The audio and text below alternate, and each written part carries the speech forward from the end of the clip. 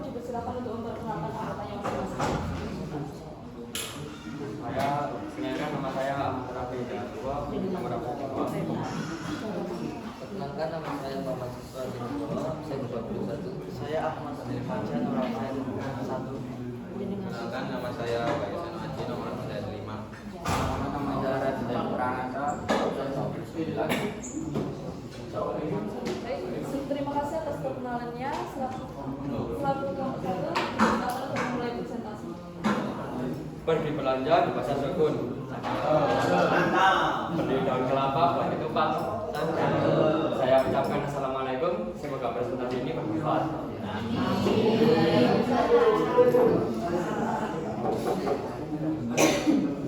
Belum memberikan presentasinya.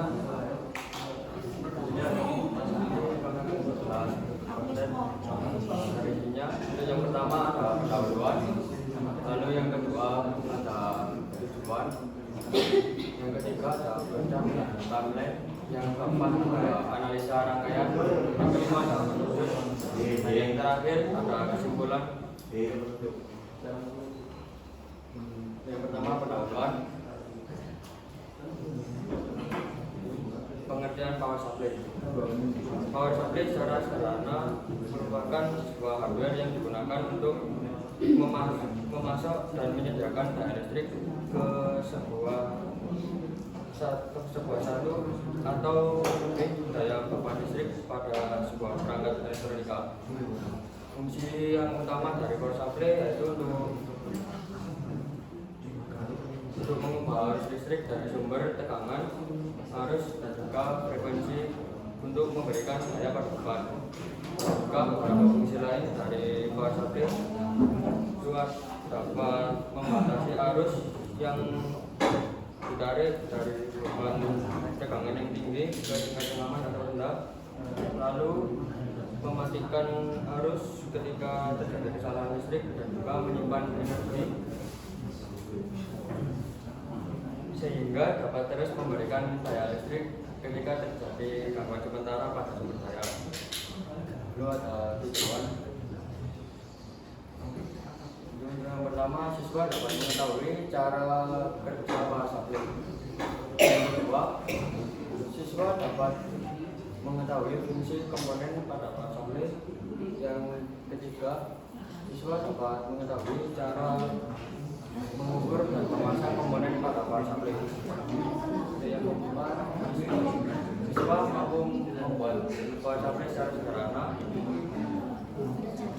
Yang kelima, siswa mampu mengetahui pengaplikasian dan prinsip kerja dalam power supply. Dan yang terakhir, siswa mampu menjelaskan dan mengidentifikasi bagian maupun jenis-jenis power supply. Selanjutnya ada skema dan timeline yang akan dijelaskan oleh saudara lain. Yang ketiga ada skema dan timeline. Pada bab ketiga ini berisikan tahapan cara kerja dan timeline dalam pembuatan power supply. Nah, jadi berikut ini ada 3 gambar. Jadi yang pertama sebelah sendiri itu ada gambar rangkaian yang skema rangkaian yang kita buat pada aplikasi System Wizard. Kemudian gambar yang di tengah ini adalah saat skema dikonversikan menjadi gambar 3 dimensi. Kemudian gambar yang paling kanan sendiri ini adalah gambar layout pada PC kita. Nah, jadi cara kerja pada layout kita ini, yang pertama-tama arus dari stop kontak atau arus AC ini dialihkan terlebih dahulu ke trafo. Nah, kemudian pada trafo ini arus tersebut, tegangan tersebut diturunkan. Kemudian setelah melewati trafo, tegangan akan melewati diode. Nah, diode ini sendiri difungsikan sebagai rectifier atau sebagai penyearah tegangan, penyearah arus. Kemudian setelah melewati diode, tegangan akan disalurkan ke kapasitor. Kapasitor ini difungsikan sebagai filter supaya tegangan tersebut tidak terlalu tinggi. Nah, kemudian setelah melewati kapasitor, tegangan akan melewati transistor, di mana komponen ini berfungsi sebagai penguat arus agar lebih stabil saat dikeluarkan. Setelah dari transistor kemudian akan melewati IC.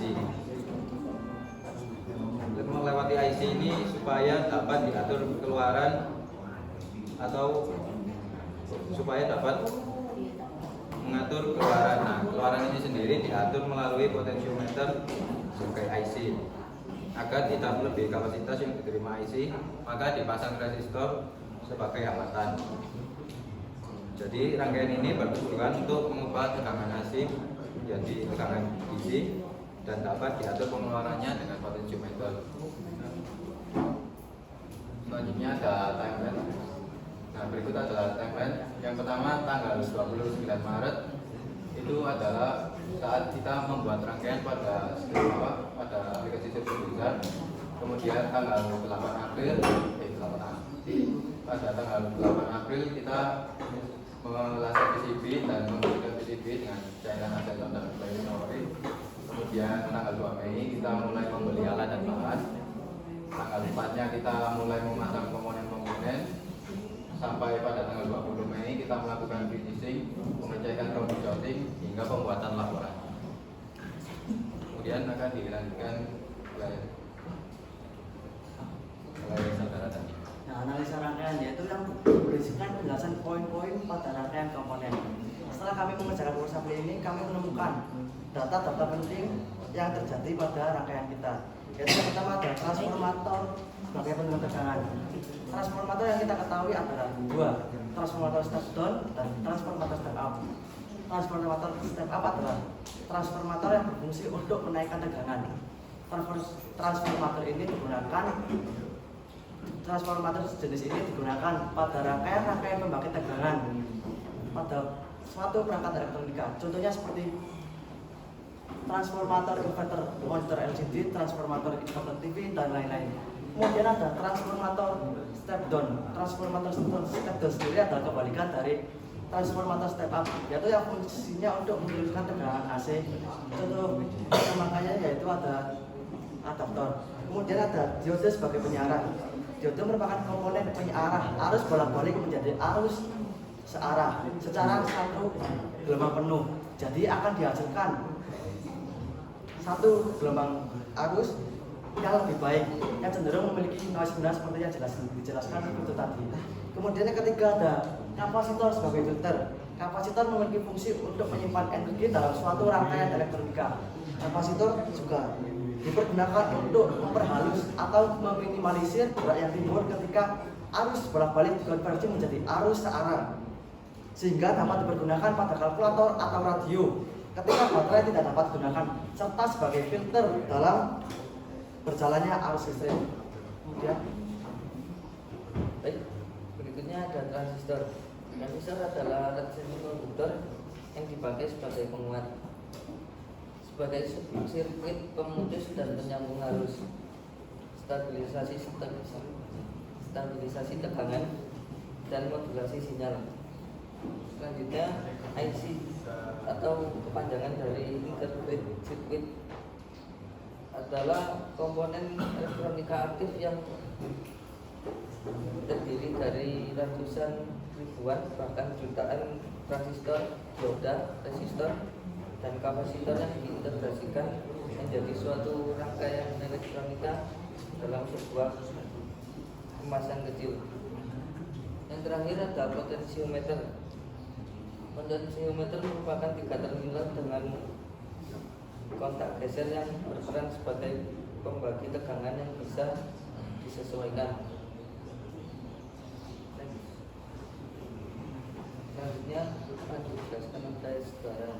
Dan berikutnya prosedur bisikan prosedur penggunaan power supply. Penggunaan power supply diterapkan aplikasi ke stop kontak, kemudian tekan tombol saklar untuk menghidupkan power supply, dan 3 langkah berikut ulur tegangan. Output menggunakan ampermeter, kemudian kabel berwarna merah yaitu positif atau yang berwarna hitam negatif. Atur tegangan sesuai kebutuhan. Misalnya kita ingin menggunakan tegangan 12 volt, maka atur potensio terlihat di ampermeter hingga 12 volt. Benda yang benda yang diberikan tegangan dicapit dengan capitan wayar yang tersedia sesuai petunjuk kabel. 7. Setelah menggunakan power supply, matikan saklar tanda kabel AC dari stop kontak.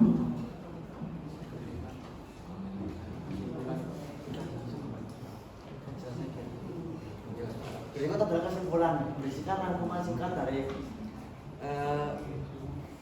power supply kita. Yaitu pengertian dan fungsi power supply yang paling utama adalah sebagai alat yang memberikan suplai arus dan tegangan listrik pada rangkaian elektronika supaya bisa bekerja sesuai dengan fungsinya. Power supply juga bisa diartikan sebagai sumber daya yang menyuplai listrik ke semua bagian perangkat yang membutuhkan. Listrik dari PLN merupakan listrik alternatif current atau listrik balik yang dengan tegangan yang cukup tinggi yaitu 120 volt. Mengapa arus bolak-balik dari PLN begitu tinggi? Karena pendistribusian atau penyaluran arus listrik dengan sinyal arus AC lebih ekonomis jika dibandingkan dengan arus DC, yaitu pada kebutuhan penampang kabel yang lebih besar. Sedangkan komponen pada umumnya bekerja dengan arus DC atau arus arah yang tegangannya lebih rendah.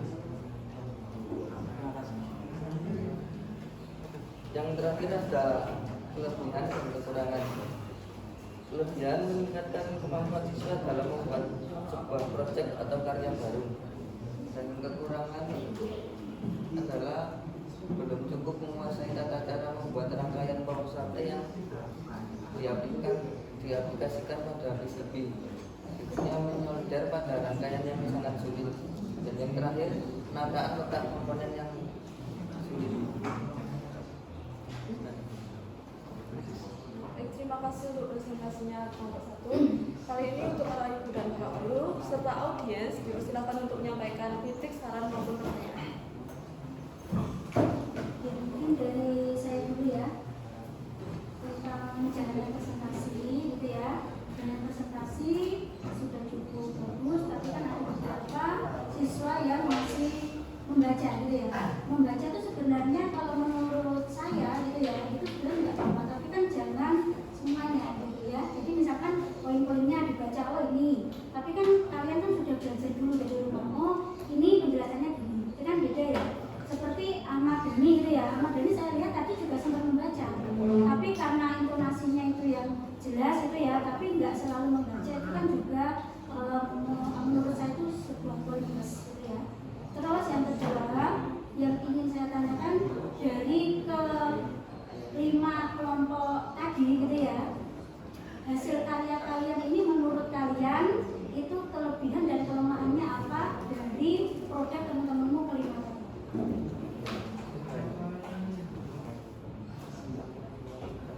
Kelebihannya apa, kelemahannya apa dari yang ditampilkan tadi? Kalian kan menyimak ya tadi ya, kelebihannya apa, kelemahannya apa? Kalau kelebihan setelah saya lihat punya teman-teman tadi, mungkin kelebihan dari power supply kami ini ada di tampilan depannya ini. Di tampilan depannya ini punya kelompok kami mungkin terlihat sedikit lebih rapi.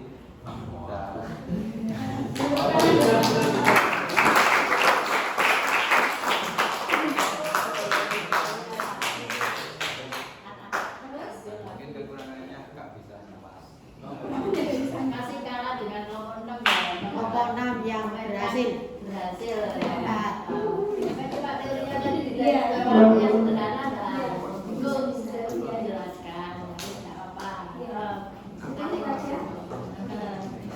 Udah cukup dari saya mungkin.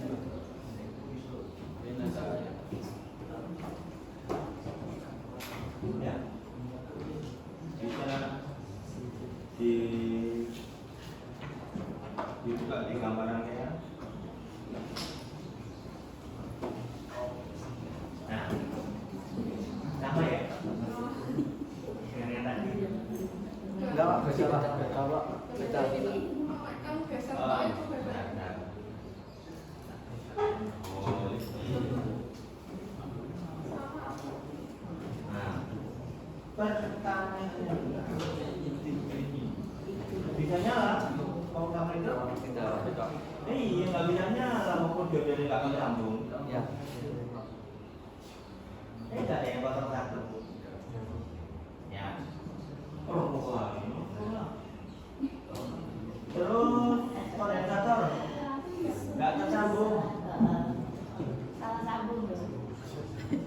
Ya. Tuh, kita kosong itu. Yang ini di layoutnya memang nggak kesambung Pak, tapi di sini sudah ditambahin tenaga. Iya, kok di koncomu ya. Yang koncomu teko aku. Ya. Tadi. Akhirnya mau mulai ya. Terus berikutnya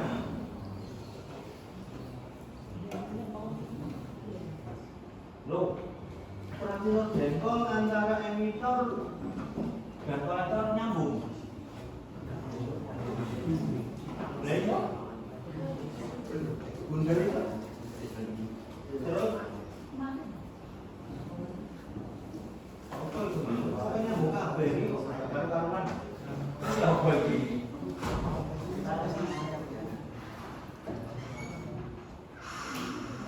Ya, revisinya PCB ganti. Ya, Pak. Ya. Terus berikutnya flowchart. Nah, yang flowchart. Flowchart ini. Flowchart. Ada tampilan nggak? Ah, ada tampilan itu. Belum gambar tadi loh. Tadi aja. Ada flowchart. Belum ada. Jadi ada flowchartnya. Oh, dikurangi berarti. Beli ini. Ya, oke kita. Nah, dari sini sudah kelihatan ya flowchartnya Dewi Mala. Terus bagaimana kalian bisa menjelaskan yang salah itu? Terus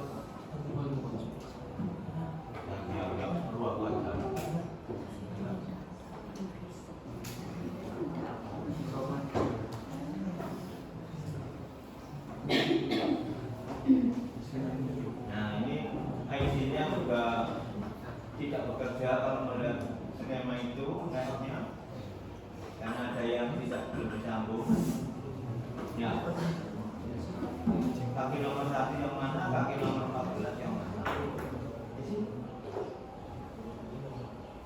Ya. Udah Pak salah kabeh ya wis salah. Bentar ya nanti. Terus ini juga kondensator disambung. Yang gambar coklat itu loh. Di layoutnya disambung.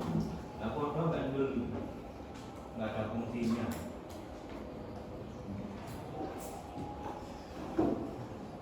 Terus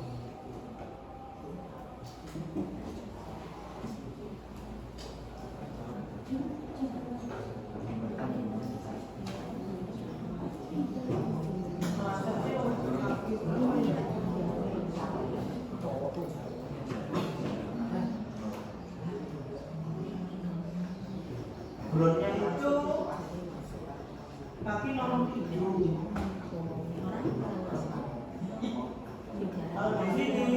Kalau di sini ya di layout itu kaki nomor 7, 8, 9 di ground semua. Habis. Ya. Bilang lagi ya. Ya, Pak. Nah, tidak ada sementara dari saya. Sehingga kamu mengalami kegagalan total nantinya. Melanjutkan dari Pak Iwan kan dari beberapa kelompok tadi ya, atau satu kelas yang sama skemanya? Beda. Sama skemanya. Dari tadi udah kelompok ini yang belum dari pertama. Ini Skemanya sama semua. Berarti kan kalian nggak nyoba sendiri tiap kelompok. Saya tanya Pak Bu. Hah? Ya Pak sendiri juga. Nyoba sendiri. Ya tapi dibatasi sama kelompok lain. Ada laptop sendiri kan? Ada. Ada laptop sendiri, nyoba sendiri. Ya berapa? Tapi kenapa kok bisa sama persis skemanya dari tadi? Kalau skemanya sama, nanti ketika kalian konvert untuk jadi layout, itu kan sama juga. Terus kan itu bisa diubah-ubah juga sebenarnya, tergantung kalian nanti masang komponennya lebih mudah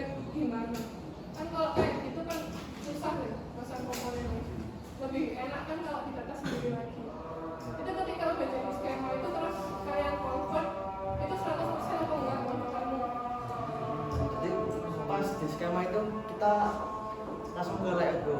Di layout itu kita hanya kalau dari skema itu nggak jadi layout.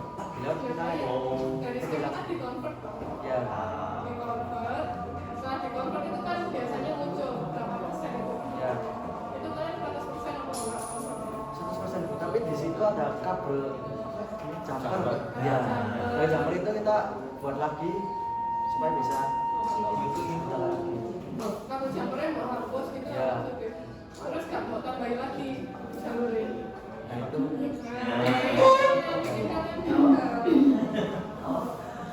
Saya menambahkan tadi yang dari Bunda saya. Skemanya itu original dari saya. Apa kamu buat sendiri? yang kiri Pak, yang kanan. Yang kanan. Dari bapak. Hah? Dari bapak. Kamu di sirkuit Rizal nggak membuat lagi? Membuat lagi Pak. Sama seperti itu. Ya, Benar. benar Pak. Nah, kalau yang lain Nah itu di layoutnya kita kamu. kita soalnya nggak Di layoutnya itu ditata lagi Pak. Iya, maka kamu edit sehingga masalah. Iya. Data lagi tapi nggak dicek lagi. Seharusnya kalau data lagi itu dicek lagi. Oh ini dari transistor kemana, inputnya kemana itu harus dicek ulang. Nah dari situ kalian kan bisa tahu nanti dari simulasi itu. Ketika kalian nggak bisa nyala, dicek lagi di simulasi. Oh di sini nih harusnya tegangannya sekian, di sini harusnya mengalirnya sekian kan bisa. Itu cara ngecek produktivitas.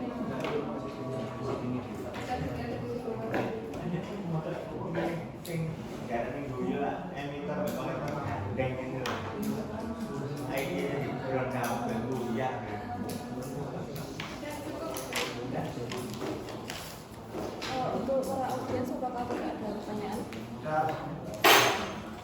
Tapi ya gagal kok ditakoni. Nah ya wong gagal kok ate ditakoni piye jawabe? Baik, terima kasih untuk semua pertanyaannya. Kelompok satu saya silakan untuk presentasi.